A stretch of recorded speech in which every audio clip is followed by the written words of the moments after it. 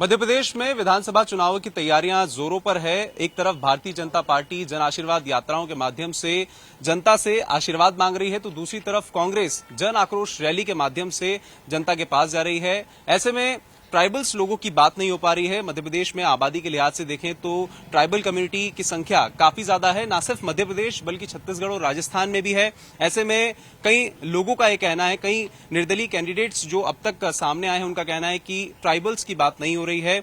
ऐसे में कुछ लोग हमारे साथ हैं, उनसे बात करते हैं और साथ ही साथ असम के एक सांसद भी हमारे साथ हैं, उनसे बातचीत करेंगे। सर, स्वागत है इंडिया डेली लाइव पे आपका। आपको भी हमारी तरफ से। सर, एक बार आपका पूरा नाम और जिस क्षेत्र से आप आते हैं उसके बारे में थोड़ा ब्रीफ इंट्रो बता दीजिए। मैं नव कुमार सरनिया हूँ और लोग हमको प्यार से हीरा दादा हीरा भाई बोलते हैं जी। मैं असम का कोकराझार का 2 बार का लोकसभा का आजाद सांसद हूँ। ठीक है। और हम वहाँ इंडिया एनडीएस दोनों को हरा के दिल्ली तक पहुँच गया है। अरे वाह। तो अभी हम लोग ने गण सुरक्षा पार्टी बोल के पार्टी बनाया है। अच्छा। और ये जो 500 विधानसभा का इलेक्शन होगा प्रदेश में, सारा प्रदेश में हमको तैयारी है। स्पेशली हमको मध्य प्रदेश में 230 पे ही लड़ना है, हमको छत्तीसगढ़ में 90 पे लड़ना है और राजस्थान में भी हम ज्यादा से ज्यादा सीट लड़ने का है। इसी बार लड़ रहे हैं आप? इसी बार लड़ रहे हैं। और पार्लियामेंट में हमको कम से कम 100 सीट तैयारी है। और इसके साथ ही हम गण सुरक्षा पार्टी हम फ्रंट भी बनाया हुआ है। एक है आईडीए बोल के इंडियन डेमोक्रेटिक अलायंस, उसमें भी 12-15 पार्टी है, उसका भी हम कन्वेनर हूँ। और उसके बाद हमने इंडियन नेशनल पार्टी फ्रंट के 150 पार्टी को एक फ्रंट बनाया है, उसका भी हम प्रेसिडेंट हूँ। ऐसा करके हम थर्ड फ्रंट का जो तैयारी है वो कर रहे हैं।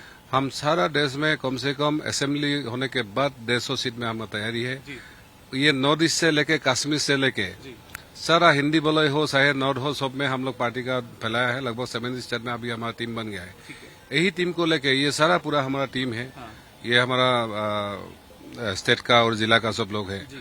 तो अभी हमारा तैयारी है 230 का हम लड़ाई करने के लिए। अच्छा सर, इस बार हिंदी बेल्ट के 3 राज्यों में और 2 और राज्यों में चुनाव है। आप लोगों का फोकस मध्य प्रदेश से ही क्यों शुरू हुआ? क्या आप लोगों ने 2013 या 2018 में भी इसी तरीके की प्लानिंग की थी या इसी बार आप लोग शुरुआत करेंगे? ना, अभी इसी बार शुरुआत किया है कि देखिए, पहला है हम आदिवासी में फोकस कर रहे हैं। आदिवासी का जो इश्यू है, हम जल जंगल जमीन खनिज से जो ही एक एजेंडा के तले हम लाने का हमारा प्रयास हो रहे हैं। उसके बाद एक झंडा के तले हम सबको लाएंगे और जो झंडा के तले एक फ्रंट के तले लाएंगे। और साथ साथ ही आप देखिएगा 2014 में जो हमको 52% वोट मिला, ये आदिवासी रिजर्व सीट है, हम आदिवासी में आता हूँ। लेकिन 10% आदिवासी का वोट, बाकी 42% नॉन आदिवासी का वोट है, क्योंकि वहाँ हमारा आदिवासी इतना नहीं है। तो मतलब जो बहुजन बोलते हैं, असलियत में हम आदिवासी को वोट मिला, हमको ओबीसी का पूरा वोट मिला, माइनॉरिटी का वोट मिला, हमको सिर्फ दलित का वोट मिला। यही फॉर्मूला अगर हर देश में हो गए, क्योंकि हमने जो देखा है ये 9.5 साल में हम हर प्रदेश में घुमा है, सब लोगों का बोलना है हम जिसको सुनते हैं ये सुनने के बाद पार्टी का गुलाम बन जाते हैं। ना एसटी का होता है, ना एससी का होता है, ना किसी ओबीसी का होता है। अब देखिए, जिस पार्टी कांग्रेस पार्टी ने सबसे ज्यादा टाइम देश चलाया, आज पार्लियामेंट में उन्होंने ओबीसी के लिए आरक्षण के लिए सील लाया। अरे आप इतना साल से था, ओबीसी को ही नहीं देखा। अगर एसटी एससी जैसा ओबीसी बाकी को भी 100% रिजर्वेशन दे देता, आज यह लड़ाई जगह का नंबर न आता। फिर बीजेपी में कम नहीं है, वो भी इतना साल चलाए, वो भी नहीं है। मतलब वो सिर्फ पॉलिटिक्स करते हैं। बीजेपी तो कहती है कि हम लोगों ने आदिवासी चेहरों को स्थान दिया है। राष्ट्रपति जो हैं द्रौपदी मुर्मू, उनको बड़ा पद दिया है और हम लोग सम्मान करते हैं आदिवासियों का भी। एक ही बात सबने पूछा है, अगर द्रौपदी मुर्मू जी को इतना सम्मान दिया है आपने, फिर ये जो हमारा नया संसद भवन है उसको उनसे क्यों उद्घाटन नहीं किया गया? क्योंकि राष्ट्रपति द्रौपदी मुर्मू देश का प्रथम नागरिक है, संविधान के सबसे ऊपर उन्हीं है, तो उनको भी बुलाना था। प्राइम मिनिस्टर मोदी तो बहुत नीचे आते हैं। तो ऐसा करके एक्चुअली आदिवासी को क्या करते हैं, बहकाते हैं, ये करते हैं, ये करके वोट ले जाते हैं। आप देखिए, आप 3 मिनिस्टर यहाँ 6-7 सांसद यहाँ उतर है और शायद उतरेगा। पवन सिंह कुलेश थी, हमको अफसोस होता है दादा के बारे में, ये एमओसी रह गया, ना कभी कैबिनेट बना ना कभी बनने वाला है। अभी देख रहे हैं वो शराब बगावत करने वाला था, उसको पता चल गया। तो आप लोग उसमें हाँ, कुलस्ती दादा से हमारा बात अच्छा है, बात होता है, उनका घर से हमारा दोस्ती है। तो सब लोग बोलता था इस बार बीजेपी हमको धोखा देगा तो हम छोड़ेगा नहीं, तो उसको पता चल गया, तो इसलिए उसको कैंडिडेट डाल रहे हैं। क्योंकि आदिवासी को बोलेगा, आदिवासी घर में जाके ये तो अपना सीएम कैंडिडेट है। अगर तुम्हारा इतना हिम्मत है, आदिवासी चेहरा को एक तो आगे करो कम से कम। आप देखिए, असम में एक आदिवासी चीफ मिनिस्टर था, उसको ही उतार दिया।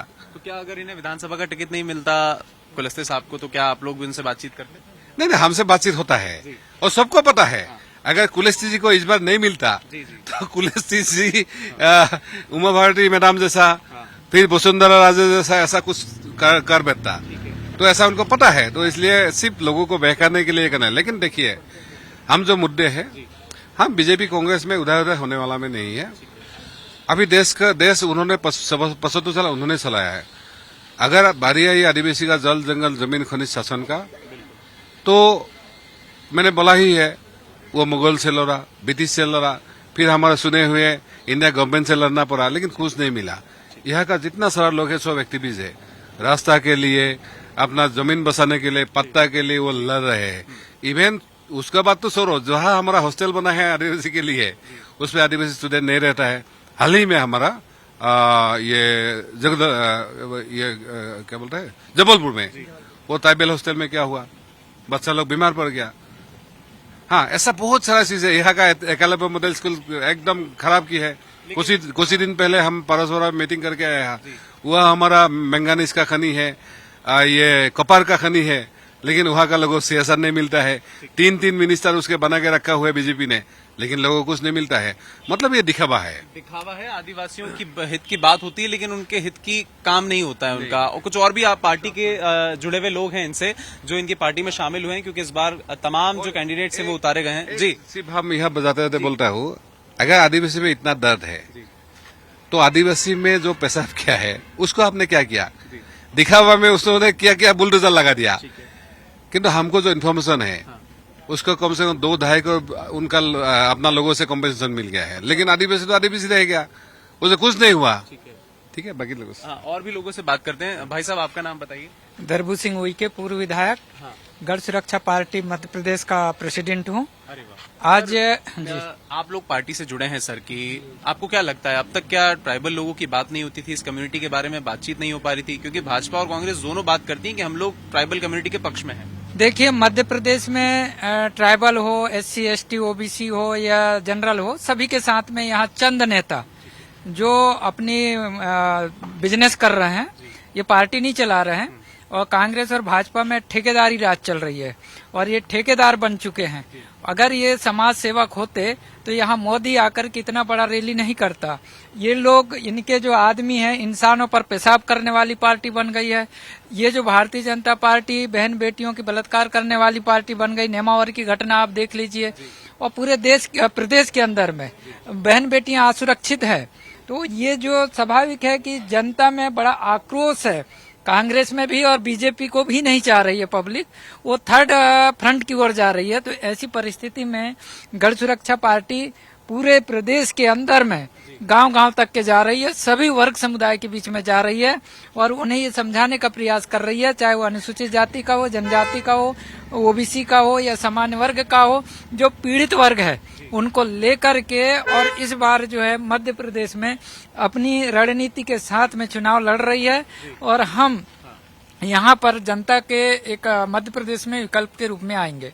आपने एक बड़ी अच्छी बात बताई कि यहाँ पे आदिवासियों की बात होती है लेकिन उनकी मदद नहीं होती है। पेशाब कांड सीधी में हुआ, उसके बाद ही देखा जा रहा है कि सीधी से जो सांसद हैं रीति पाठक जी, उनको जो है टिकट दे दिया गया विधानसभा के लिए। वो सांसद हैं 2 बार की। क्या ये आपको देखा जा रहा है कि डैमेज कंट्रोल करने की कोशिश की गई सीधी से? इसमें डैमेज कंट्रोल नहीं, इसमें ये कहा जाए कि जब रावण ना चारों तरफ से घिर जाता है तब कुंभकर्ण को भेजता है, मेघनाथ को भेजता है, वैसी मोदी को डर हो गया तो उनके सांसदों को कहता है तुम फील्ड में आओ, जाओ अब तुम। अने वो जो है मेघनाथ बन करके आ रहे हैं, कुंभकर्ण बन करके आ रहे हैं। अब रावण अपनी लंका को बचाने में लगा हुआ है, पर पब्लिक ऐसा नहीं होने देगी। तुम सांसद को भेज दो, मंत्री को भेज दो। पब्लिक अच्छी तरह से जान चुकी है कि अब जो है तुम कितने से कितने दम। हम लोग बोलते हैं ना कि सांसदों को वहाँ टिकट दिया है, डैमेज कंट्रोल कर रही है, या फग्गन सिंह कुलस्ते आ गए। अरे फग्गन सिंह कुलस्ते को आपने विधायक का टिकट दिया है तो आप घोषणा कर दीजिए ना। इतने आदिवासियों के हितैषी है, शिवराज मामा उस आदिवासी के ऊपर जो उन्हीं का भाजपा का एक कार्यकर्ता पेशाब कर देता है और ये है तो उसका पैर धुल देता है, तो इतने हमदर्दी है तो फग्गन सिंह कुलस्ते को तुम टिकट दे रहे हो तो उसको फग्गन सिंह कुलस्ते को मुख्यमंत्री का चेहरा बना करके प्रचार भी करते हो ना। शायद आप लोग समर्थन कर देंगे। भाई साहब आपका नाम बताइए। जी, मैं भाऊलाल उइके और गढ़ सुरक्षा पार्टी से जिलाध्यक्ष हूँ हरदा से। हरदा से आप आते हैं, काफी ज्यादा संख्या है वहाँ पे आदिवासियों की। आपको लगता है कि कल भी प्रचार किया गया, 10 लाख जो भाजपा के कार्यकर्ता हैं उनके आने का दावा किया गया, पार्टी अपनी तरफ से प्रचार प्रसार कर रही है, आप लोगों के पास कितनी तैयारी है प्रचार प्रसार करने के लिए? क्योंकि हर पार्टी, अगर कोई भी क्षेत्रीय पार्टी उठेगी तो उसको प्रचार के लिए पैसा चाहिए होगा। जनता के बीच आप कैसे जाएंगे, कुछ प्लानिंग आपकी? जी बिल्कुल है, बहुत प्लानिंग है। और मैं बताना चाहता हूँ, मैं हरदा से रहने वाला हूँ और वहाँ पे एक कृषि मंत्री भी है जो बीजेपी का है, और वहाँ पे सांसद भी बीजेपी का है और विधायक भी बीजेपी का है। वहाँ पे 2 विधानसभा आती है उसके दायरे में। आज आप जैसे आपके मीडिया से माध्यम से मैं बताना चाहता हूँ कि जो बीजेपी सरकार है वो हमेशा आदिवासियों के हितैषी बोलती है, लेकिन वो कतई भी हितैषी नहीं है। क्यों नहीं है? यदि आदिवासियों को यदि हितैषी है तो यदि आदिवासियों के जमीन पे यदि शेर पालना हो तो आदिवासी की जमीन पे उनको बसाना पड़ता है शेरों को। फिर उसके बाद में यदि कोई प्रोजेक्ट बड़ा लाना है तो आदिवासियों की जमीन पे ही लाना पड़ता है। और आसपास के क्षेत्रों में, मतलब जहाँ पे जो अन्य वर्ग के लोग हैं उनको वहाँ पे नहीं बनाया जाता। वही मेरा मतलब है कि आदिवासी हितैषी है, सरकार नहीं है। आज यदि रोड की बात करें, आज यदि हम रोड की बात करें तो आदिवासी क्षेत्रों में रोड सड़क सुविधा अभी तक नहीं है। जब हमारे यहाँ के हमारे मध्य प्रदेश के मुख्यमंत्री अमेरिका जाके बोलते हैं कि हमारे यहाँ तो अमेरिका से भी बेहतरीन सड़कें हैं, लेकिन आज हरदा जिला हो या अन्य जिलों में आप देख लीजिएगा, वहाँ पे कोई भी सड़क अभी तक इस प्रकार की नहीं है। जैसे आज मैं अभी जैसे हरदा जिले में अभी आंदोलन हमारा चला था गढ़ सुरक्षा पार्टी की ओर से, तो वहाँ पे 25 सड़कों को लेकर हम लोगों ने आंदोलन किए थे, जहाँ पे 25 सड़कें जो वहाँ पे बड़े बड़े मंत्री है उनके दायरे में, मतलब वहाँ पे मंत्री होते सोते भी वहाँ पे 25 सड़कें भी कमजोर है, जिससे कई आदिवासियों की मृत्यु भी हो सकी है। ना वहाँ स्वास्थ्य विभाग पहुंच पाती है, ना ही वहाँ पे शिक्षा नहीं पहुंच पाती, क्योंकि रोड वहाँ पे नहीं है। उसी को लेके। ठीक है भाई साहब, आपका नाम बताइए। जी कमलेश हुई के। जी, आप कहाँ से हैं?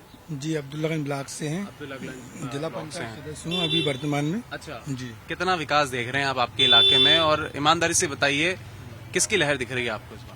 जी लहर तो अभी वर्तमान में किसी की नहीं, क्योंकि आप लोग देख रहे हैं 75 वर्षों से आज विकास सिर्फ आसमान छू गया है, लेकिन आज धरातल पे कोई विकास नहीं है। क्योंकि क्षेत्र की जनता, आज हम लोग देख रहे हैं हमारे क्षेत्र में भोपाल से लगा हुआ क्षेत्र है भोजपुर विधानसभा, आज हम बिजली पानी सड़क आज वो पूर्ति हम लोगों को मतलब यहाँ पर नहीं कर पाए हैं, क्योंकि क्षेत्र की जनता आज भी बिजली पानी सड़क के लिए आज मजबूर है।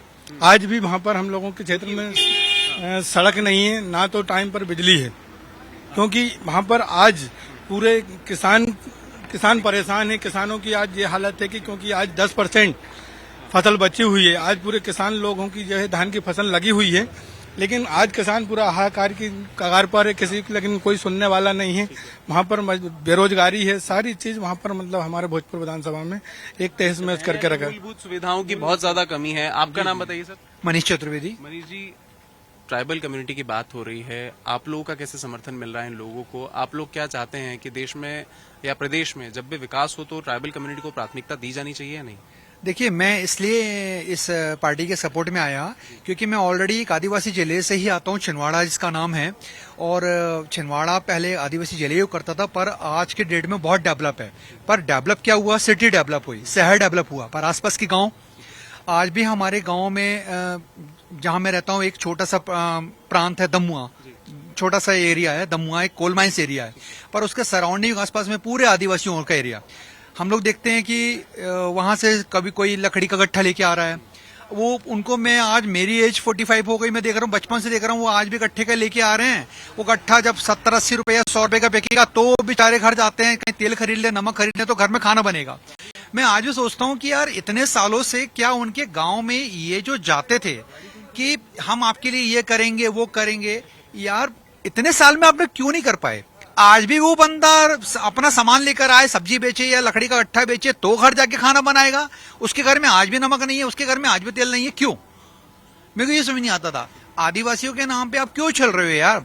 मतलब आप ये सोचिए ना कि ये कम्युनिटी अगर पढ़ लिख गई, इनको पढ़ने क्यों नहीं दिया जा रहा है? देश में 3 चीज 4 चीज ऐसी कुछ होनी चाहिए जो उससे फ्री होनी चाहिए। पहले तो आप एजुकेशन को टोटल फ्री कर दो, उसको कोई पैसा नहीं लगना चाहिए। गवर्नमेंट को ऐसा आना चाहिए कि यार चाहे इंग्लिश मीडियम स्कूल हो चाहे हिंदी मीडियम, उसका टीचर का जो तनख्वाह है वो गवर्नमेंट पे करे, बच्चे कोई भी हर गार्जियंस को पे कर दो, आप बच्चा भेजिए उसको कोई पैसा नहीं लगेगा। एजुकेशन फ्री कर दो, हर अस्पताल चाहे सरकारी हो चाहे प्राइवेट हो उसका इलाज फ्री होना चाहिए, उसका कोई पैसा नहीं।